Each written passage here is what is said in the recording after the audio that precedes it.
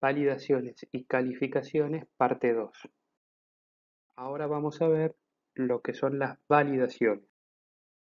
Dentro de lo que son las validaciones, tenemos dos enfoques: el enfoque experimental o el análisis de datos históricos. Dentro de lo que es el enfoque experimental, tenemos las validaciones prospectivas o las concurrentes. Y dentro de lo que es el análisis de datos históricos, tenemos la validación retrospectiva o la revalidación, que puede ser revalidación periódica o revalidación después de algún cambio. ¿Qué es la validación prospectiva? Es la que se lleva a cabo durante la etapa evolutiva. Incluye la división de procesos de producción en pasos separados y el análisis de puntos potencialmente críticos en el proceso de fabricación, por ejemplo, tiempos de mezclado o la temperatura. Las pruebas se llevan a cabo en cada uno de estos pasos y los puntos críticos son simulados y se evalúan el efecto sobre el proceso.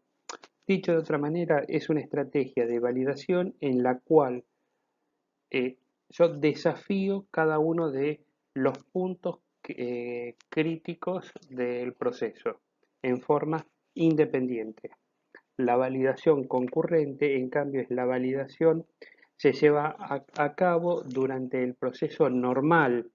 Se requiere una comparación total del proceso basado en el trabajo prospectivo, incluyendo la vigilancia muy de cerca o muy cercana eh, e intensa de los pasos y los puntos críticos en al menos tres lotes productivos o tres procesos productivos diferentes. ¿Qué es esto? En lugar de generar un ensayo particular, yo al proceso normal lo examino mucho más exhaustivamente.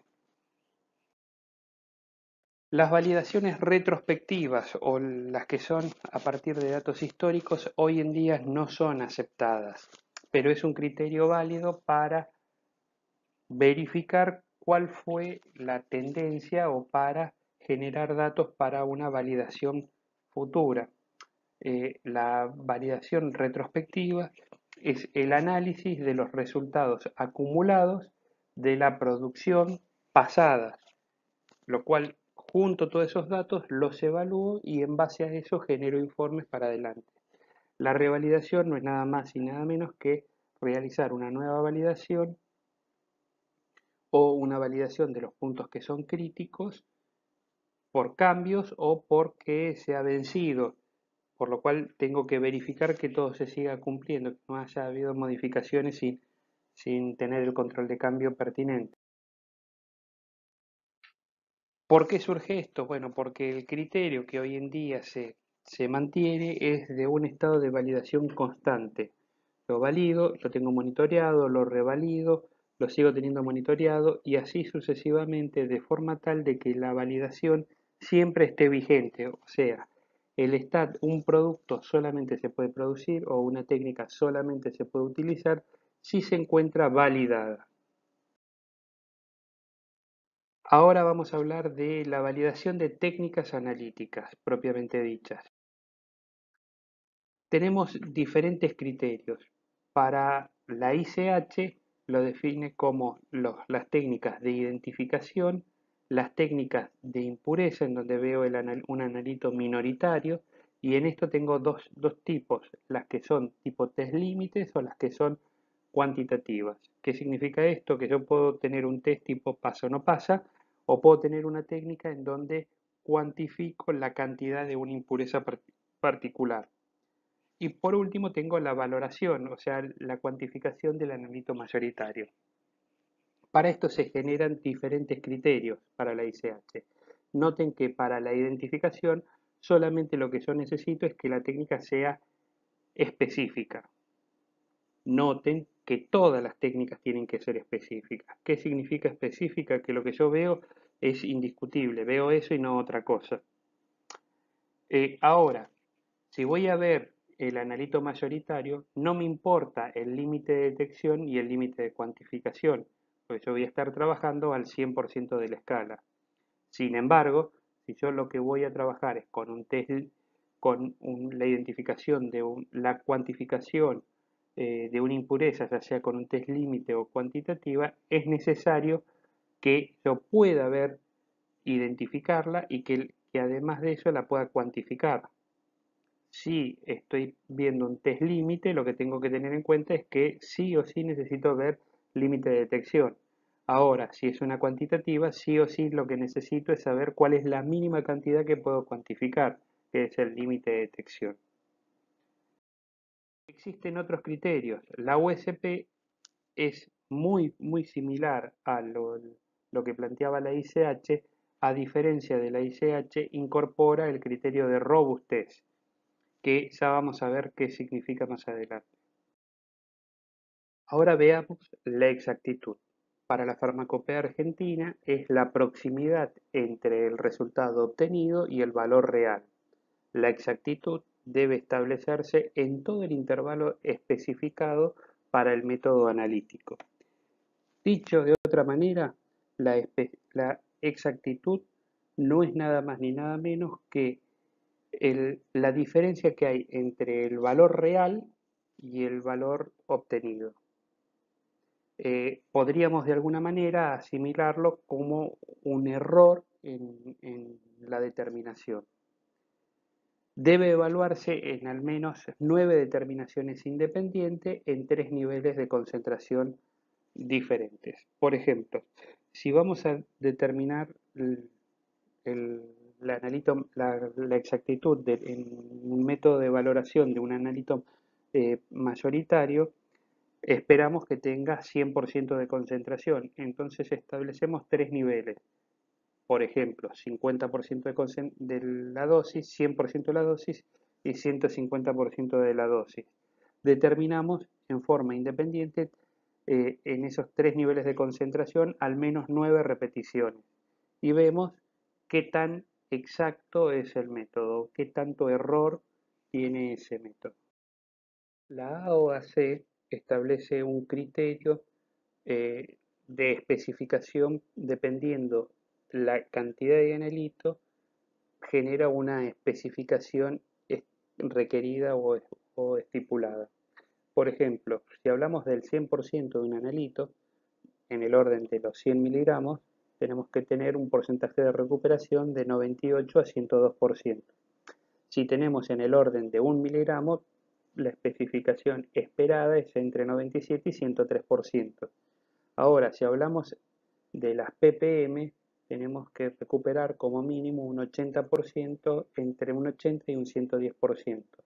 Si hablamos de las ppb, entre 40 y 115% del analito. Esto se establece en base a una función que es la función conocida como la trompeta de Horwitz, que sale de esta forma. ¿Qué ensayos debo realizar para ver si un método es exacto o no es exacto? Bueno, lo primero que tengo que tener en cuenta es que puedo realizar el test de Student para la diferencia de las medias, suponiendo que las medias es el 100% de recuperación. Entonces, en base a eso puedo calcular un estadístico y en base al estadístico tabulado puedo determinar si el método es exacto o no es exacto. Otro método adecuado es el test de Cochrane, el cual se calcula un estadístico y nuevamente se lo compara con un valor tabulado. La precisión. La precisión de un método analítico es el grado de concordancia entre los resultados del ensayo individual cuando el método se aplica repetidamente a varias alícuotas de una muestra homogénea. Dicho de otra manera, esto es, ¿qué tantas veces da el mismo resultado un mismo análisis? Y eso se puede expresar en función de 3 niveles diferentes. Para eso tenemos la repetibilidad, la precisión intermedia o la reproducibilidad. La repetibilidad expresa la precisión bajo las mismas condiciones operativas en un intervalo de tiempo corto. Por ejemplo, 6 inyecciones en un cromatógrafo de un estándar para ver si siempre da el mismo resultado. La precisión intermedia expresa la variación intralaboratorio en diferentes días, análisis y equipos. Esto me hace referencia a determino 6 veces la concentración en un equipo un día con unas condiciones cromatográficas, luego realizo el mismo ensayo en otro equipo con otro analista, otro día de trabajo y comparo ambos resultados. Y por último, la reproducibilidad expresa la precisión entre laboratorios. Realizo este mismo ensayo, pero en otro laboratorio ajeno, en otro país, por ejemplo, en otra sucursal de la misma empresa, y comparo esos resultados.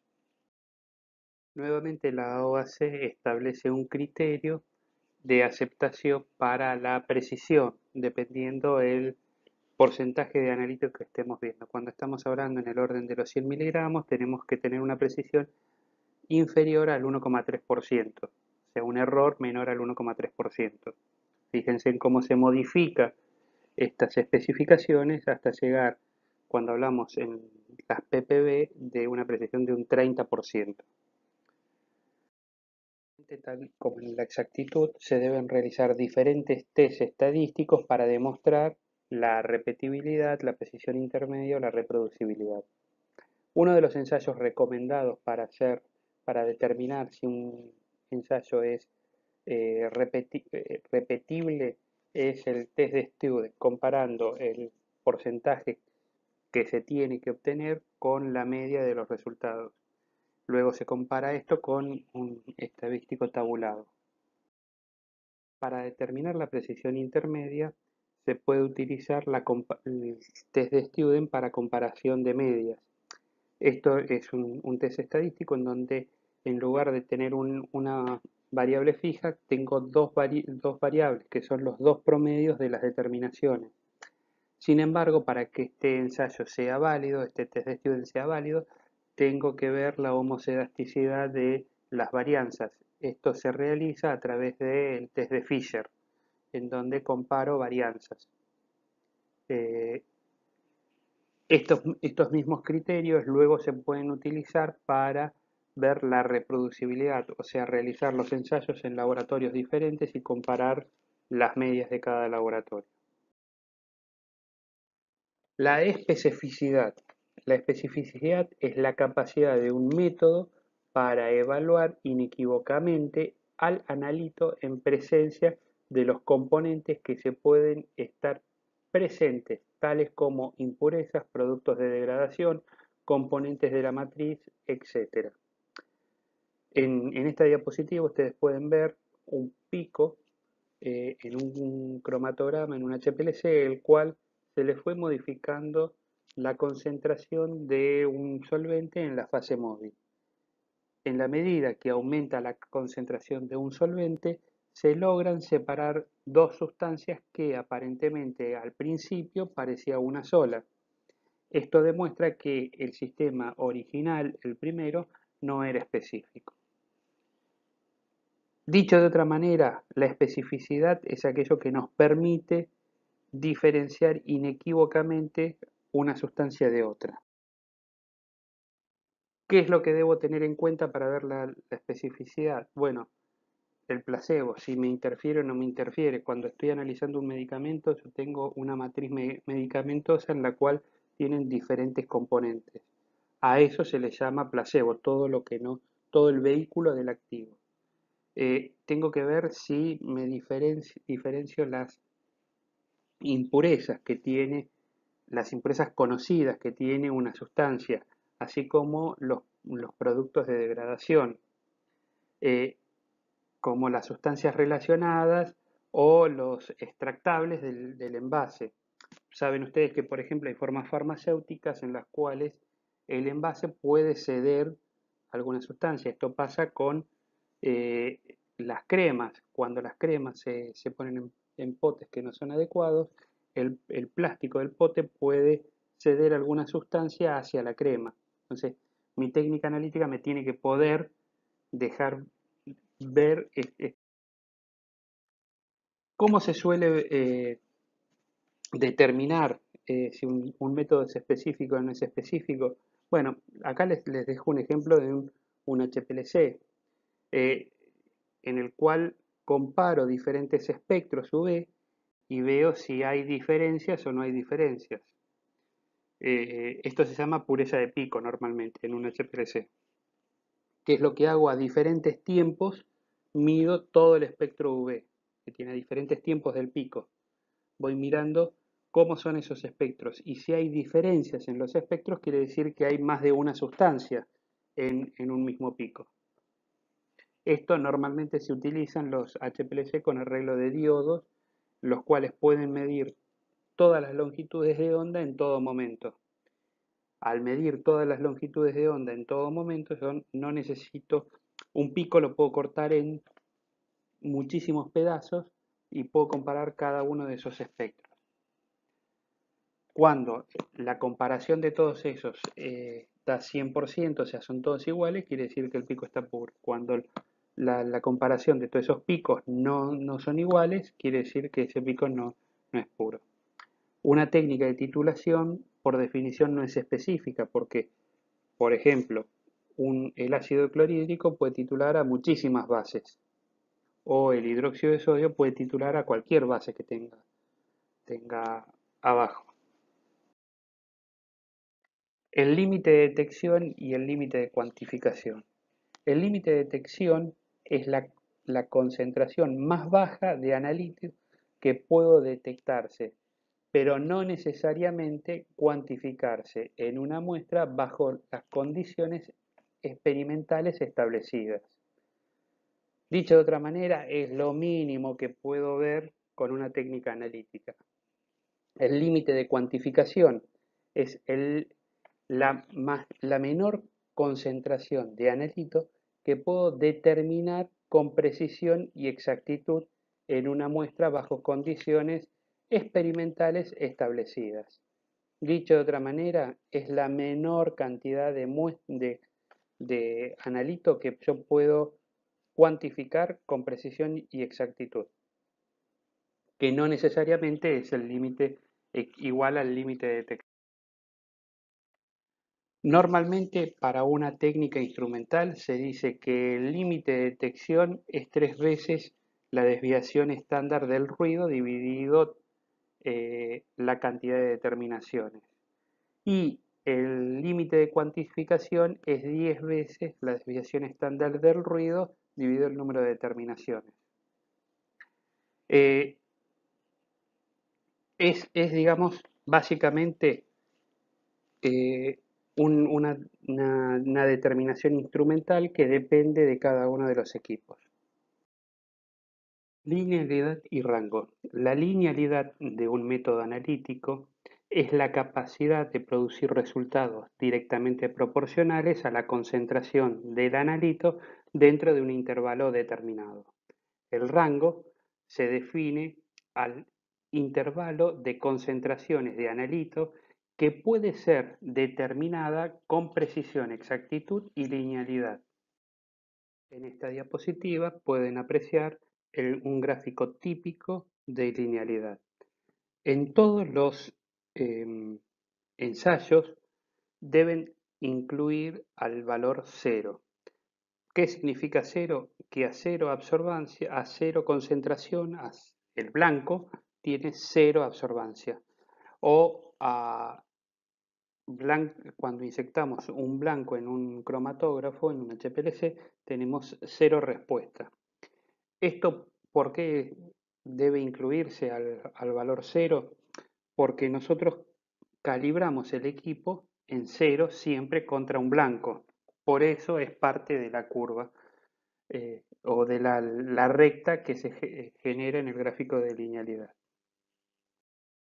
Luego de obtener el gráfico de concentración en función de respuesta, tenemos que realizar el intervalo de confianza para la recta promedio. Esto se logra utilizando una función de student para calcular el intervalo de confianza.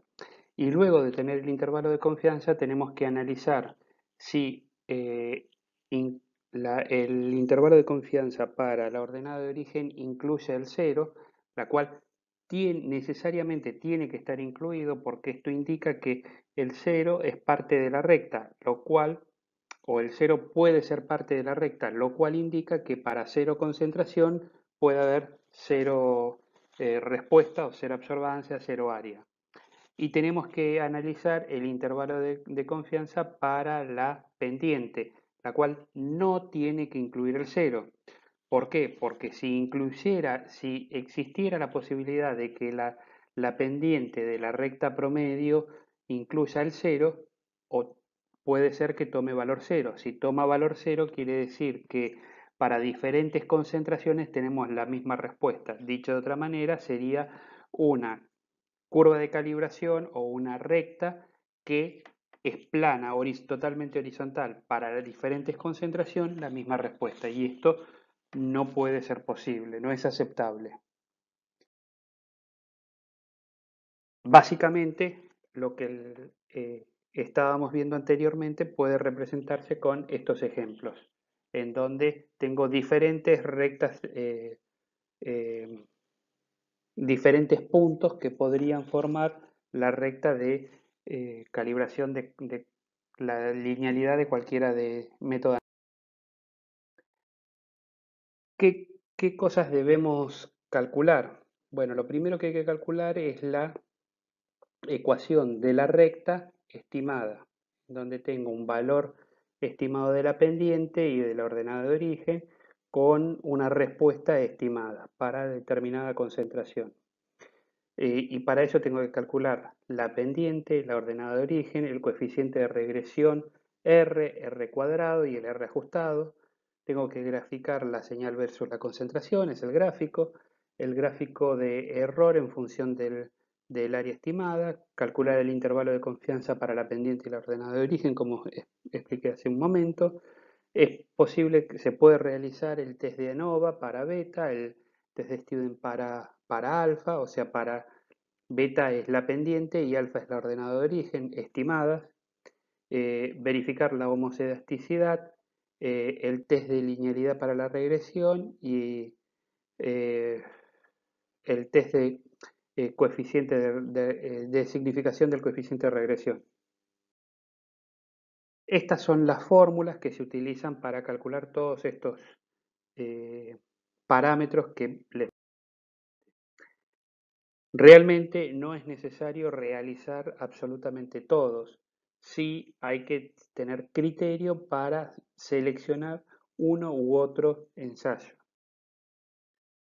El test de ANOVA para beta y el test de Student para alfa son dos de los que nos pueden dar mayor cantidad de información en cuanto al criterio estadístico.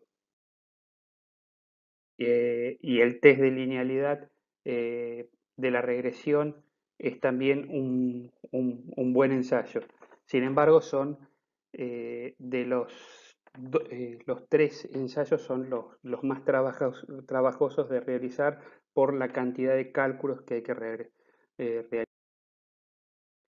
El gráfico de las residuales en función de el estimado, el gráfico del error, tenemos que observar que no haya tendencia. Si existe una tendencia marcada entre los puntos, quiere decir que estamos cometiendo un error sistemático, por lo cual el método no se podría validar. Tendríamos que tener que revisar cuál es el error sistemático que estamos cometiendo. Y obviamente, dependiendo cuál sea la técnica, tenemos que tener en cuenta que desviaciones de la linealidad pueden deberse a diferentes factores. Esto es cuando hablamos de una banda V, desviaciones en el ancho de banda o en la ranura pueden traer desviaciones a la linealidad y no cumplir la ley de Lambert-Eavier. Robustez. La robustez de un método analítico es una medida de su capacidad de no verse afectado por variaciones pequeñas, pero deliberadas, en los parámetros del método y proporciona una indicación de su confiabilidad. Dicho de otra manera, la robustez se expresa normalmente como la falta de influencia de las variables operativas y del entorno sobre los resultados del ensayo. Esto quiere decir que pequeñas fluctuaciones que yo pueda tener en las variables de un método analítico tienen un nulo impacto dentro del resultado que arroja este método analítico. Por ejemplo, la temperatura del laboratorio tiene poca, escasa o nula incidencia en el resultado que yo tenga en una titulación. Es de alguna manera expresa qué tan confiable es el método. Para eso tenemos que primero identificar las variables que afectan el método, las variables críticas del método. Diseñar un experimento para monitorear el efecto que produzca cambios en esas variables. Eh, Normalmente esto se utiliza un diseño factorial del experimento y luego de alguna manera clasificar esas variables en su magnitud para ver qué efecto tiene. Normalmente se utilizan tres tipos de matrices para generar los experimentos. La matriz de pattern de 7 factores, la matriz de Plackett-Burman o el test de robustez de Schouten y Steiner. Son tres métodos o tres formas de evaluar la robustez de. Habitualmente yo utilizo la matriz de Plackett-Burman, en donde genero 8 ensayos diferentes con diferentes variables, en este caso la variable que va de la A a la G, sumando o incrementando o en forma decreciente cada una de estas variables. Por ejemplo, si la variable A es la temperatura, en donde la temperatura de trabajo normal es 35 grados, cuando la incremento a mayúscula es 37 grados y cuando decrece la tengo a 32 grados, por ejemplo. Si la variable B es el flujo, normal es a flujo 1, la técnica especifica flujo 1, cuando la incremento B mayúscula es 1,2, por ejemplo, y cuando decrece B minúscula es 0,8. Base a esto se constituyen 8 ensayos diferentes. Una vez obtenidos los resultados, corro cada uno de estos ensayos y una vez obtenidos los resultados de cada ensayo, los comparo con la técnica original y veo si hay diferencias significativas o no hay diferencias significativas. Si no hubiera diferencias significativas, quiere decir que variaciones de esa variable no influyen en los resultados de la técnica analítica. Si hubiera modificaciones y fuera significativo el cambio en el resultado, tengo que aclarar en la técnica de tener precaución con ese parámetro, esa variable. Por último, la adecuación de sistema. Como habitualmente se trabaja con HPLC o GC, las técnicas cromatográficas son las que mejor están definidas. Básicamente, la adecuación de sistema hay que verificar que el sistema se encuentre adecuado para el uso y normalmente se especifica alguna condición. Por ejemplo, tenemos que tener en cuenta los tiempos relativos de retención, el factor de capacidad. Obviamente existen diferentes parámetros para adecuar. Hablamos de la selectividad, que es la relación entre los factores de capacidad cuando tenemos más de una sustancia en un mismo sistema, la resolución, si estamos hablando de un sistema HPLC o GC. El factor de asimetría es para cuando tenemos determinación, estamos hablando de un HPLC, ¿verdad? El factor de asimetría, o tailing conocido para ver qué tanto deriva un pico, el coeficiente de partición, el número de platos teóricos, habitualmente muy válidos para adecuar un sistema. La farmacopea para los métodos por HPLC o GC especifican eh, que variaciones en diferentes parámetros de una técnica analítica no modifican las técnicas que figuran en sus monografías. Entonces considera que modificar más o menos un 70% el largo de la columna no interfiere en el método analítico. Luego que realizamos la validación del método, hay que eh, realizar un informe de validación, el cual hay que aclarar, mostrar cada uno de los resultados, poner los datos crudos, la forma en que se realizó los cálculos, el desarrollo de los cálculos, y en general se suele presentar una tabla en donde funciona como si fuera un resumen, donde tengo cada uno de los parámetros, las especificaciones y los resultados, como si fuera un COA, pero de una validación.